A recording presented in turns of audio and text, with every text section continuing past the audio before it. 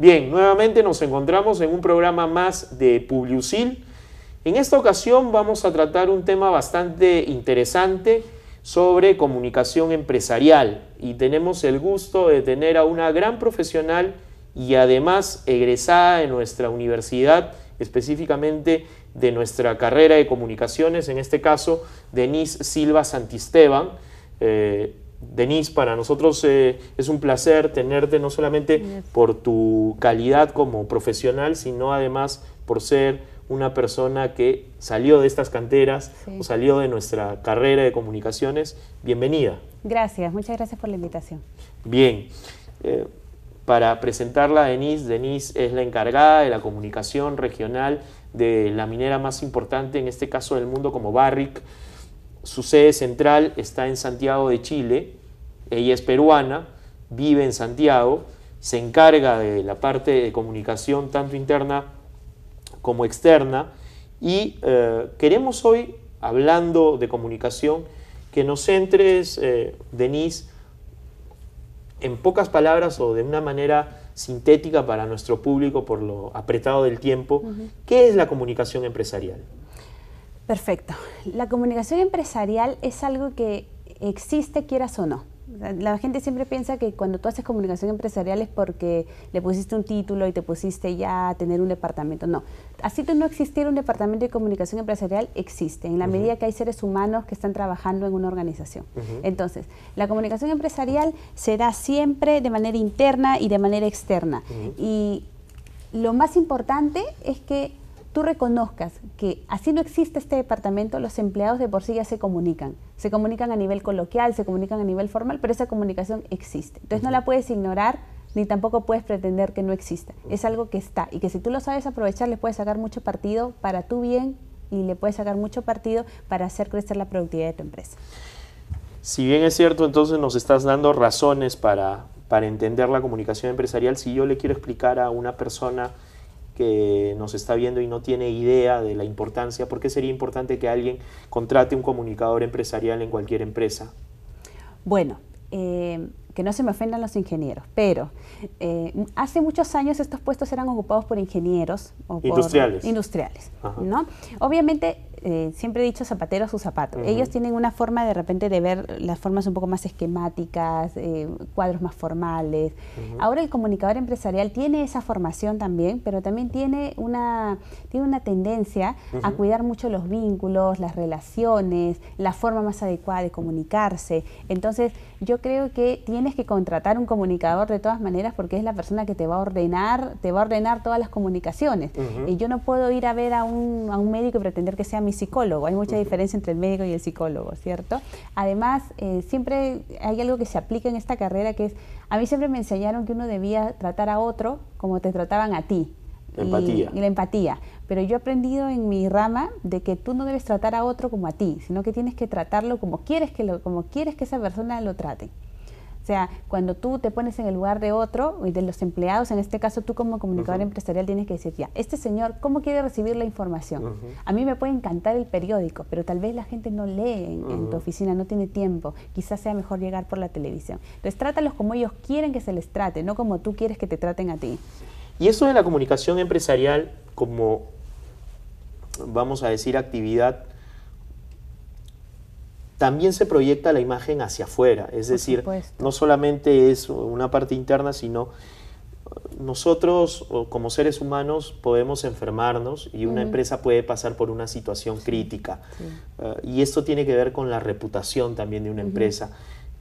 ¿Cuál es el papel de un comunicador empresarial cuando una empresa o una institución pasa por una situación de crisis que no es ajena a cualquier empresa? ¿Qué debería hacer normalmente? Claro que los escenarios son distintos. ¿Hasta qué punto es bueno decir la verdad? Esto de generar confianza. ¿Cómo manejan este punto desde tu perspectiva o cómo debería manejarlo un comunicador empresarial? Un punto muy importante que te has tocado. Uno nunca debe mentir. Nunca, ni aminorar la realidad ni exagerarla. Siempre, porque el empleado sabe sabe. Cuando tú, por ejemplo, estás en vamos a ponerlo así, en una crisis en la que van a despedir gente, por ejemplo, tú así le digas que no van a despedir, que se tranquilice, empiezas a mentir para hacer una bonita comunicación y la gente lo sabe porque existe el radio pasillo y a veces saben mucho más que tú y piensan que los estás, obviamente cualquier persona a la que uno trata de engañar siente que estás pensando que es poco inteligente, cuando la gente a veces sabe mucho más que tú o se enteró antes. Sin embargo, siempre necesita que alguien se lo diga de manera formal, necesita que una cabeza se lo informe, necesita sentirse acompañado en el camino.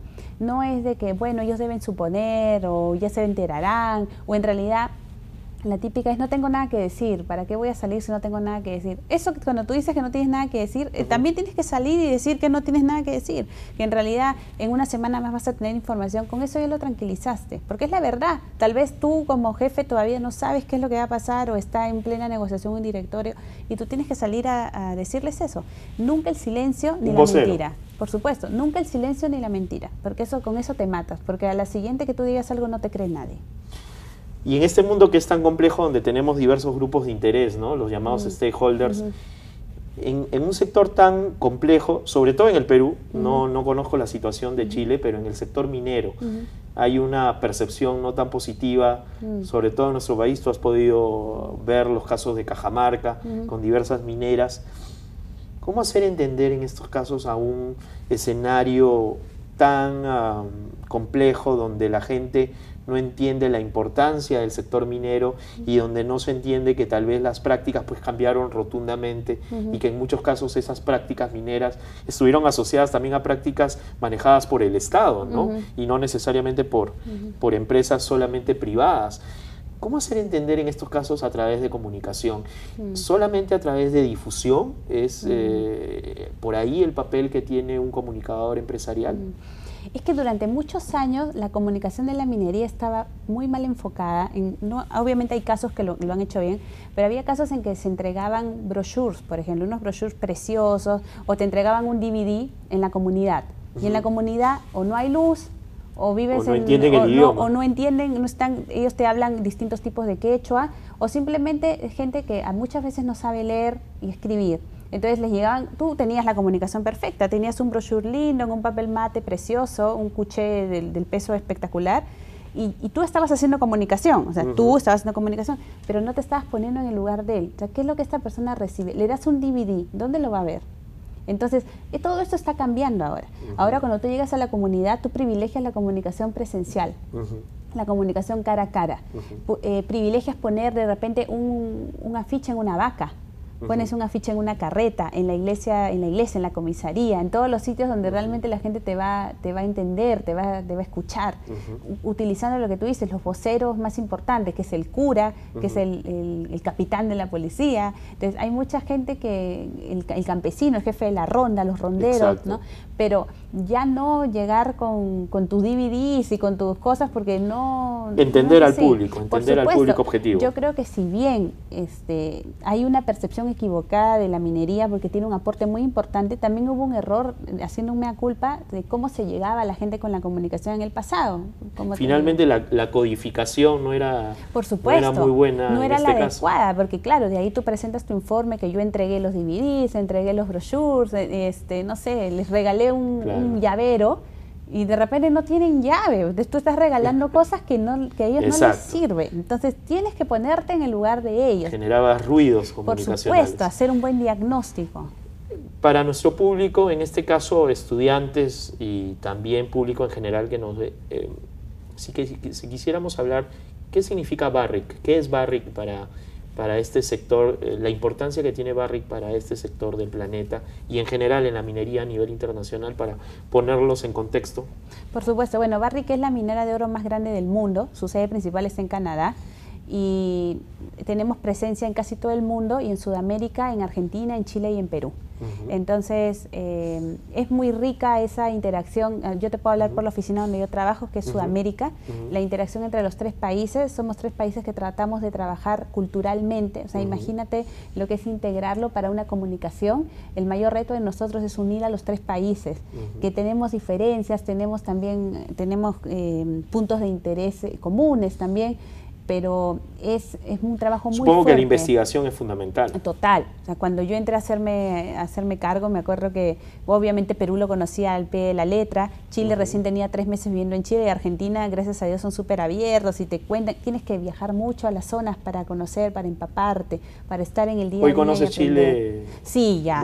Ahora sí. Ya. Lugares recónditos que tal vez un chileno no conoce. Por supuesto, sí, estaba en la frontera Argentina-Chile, en una mina muy grande que tenemos ahí, en un proyecto, entonces es bien interesante, pero toma años conocer la idiosincrasia de cada país, las palabras que para un país pueden ser buenas y en otro país no tanto. Claro, que se da también en la publicidad y en cualquier campo, es decir, saber cuál es el término para no tener ruidos semánticos. Pero hay muchas campañas que tienes que hacer para los 3 países y tienes que revisarla 1000 veces, claro, porque es una sola la connotación puede ser peligrosa. Y tienes que tener cuidado con las palabras, con las imágenes que estás mostrando. Hay muchas sensibilidades de por medio. Obviamente. Hay muchas sensibilidades. Y en este caso, por ejemplo, cuando un alumno, y seguramente en nuestra etapa universitaria nos ha tocado, muchas veces uno entra a una carrera de comunicaciones pensando en ser periodista, pensando en ser reportero, camarógrafo o productor, y muchas veces no piensa que hay un campo muy grande en la comunicación empresarial. En este caso, en el Perú, en los últimos años, con el crecimiento económico, hay una demanda de empresas que requieren comunicadores empresariales. En tu opinión, ¿cuál debería ser el perfil que debería tener este comunicador empresarial?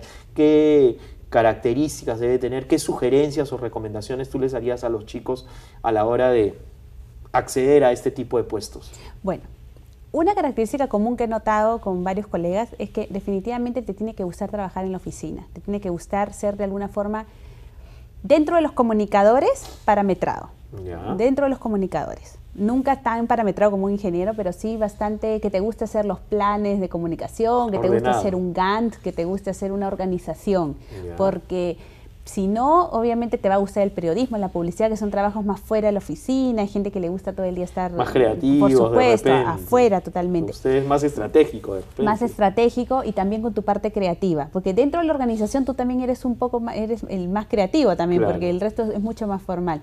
Pero te tienen, por ejemplo, otra cosa que teníamos en común es que para los cursos de gerencia, contabilidad, teníamos mejores notas de repente que otras personas que definitivamente no les gusta, por más que esté en la malla de la carrera y no le pongas esos cursos.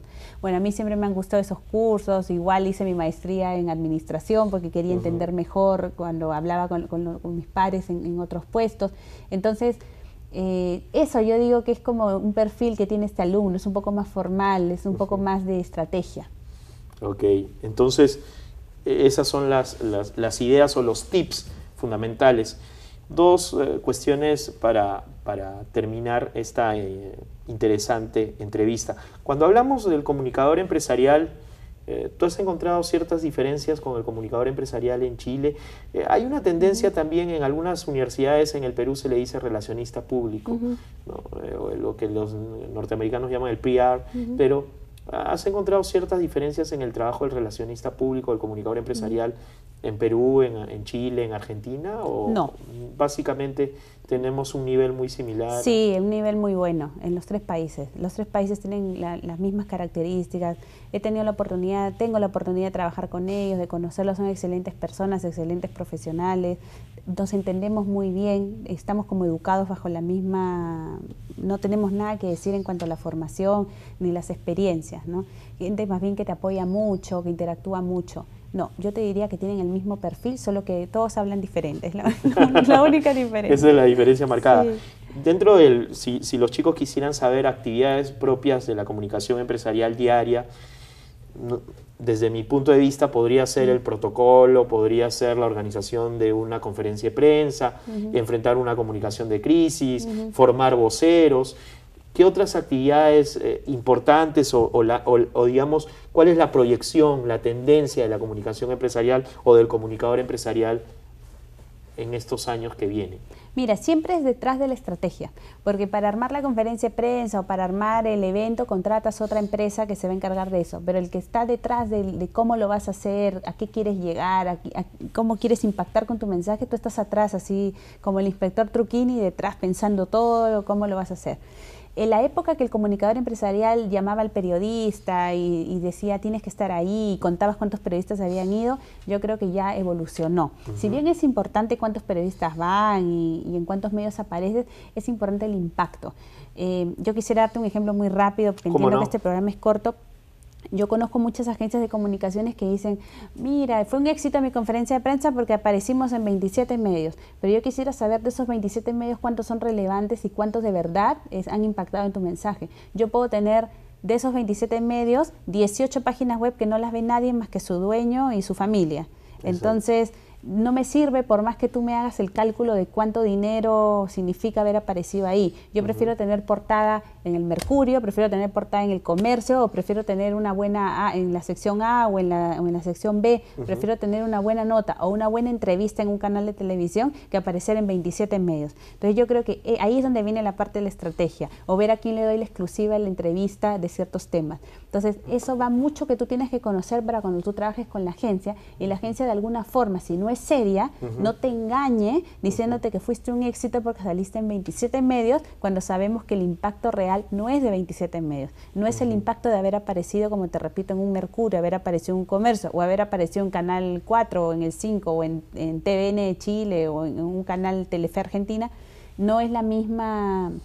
Entonces, no es lo mismo. No es lo mismo en este caso cantidad que calidad. Por supuesto, y es lo que muchas agencias hacen. Te dicen que apareciste en 1000 medios web y nadie ve esos medios web. Entonces es bueno que los chicos sepan, para que no, parece una experiencia a veces de que no se dejen inflar a veces, ¿no? Como que sí, apareciste en 27 y fuiste un éxito. No, tú mismo cuestiónate. ¿Por qué 27? O sea, ¿cómo tanto? Siempre que se pregunten por qué. Bien, agradecemos entonces a Denise, en este caso, por la entrevista que nos ha brindado, y bueno, esperamos que no sea la última vez que nos visitas en la USIL. No, para nada. Nosotros volvemos en cualquier momento con más temas interesantes para ustedes que finalmente desean actualizarse, y este medio PubliUSIL justamente nació para ello.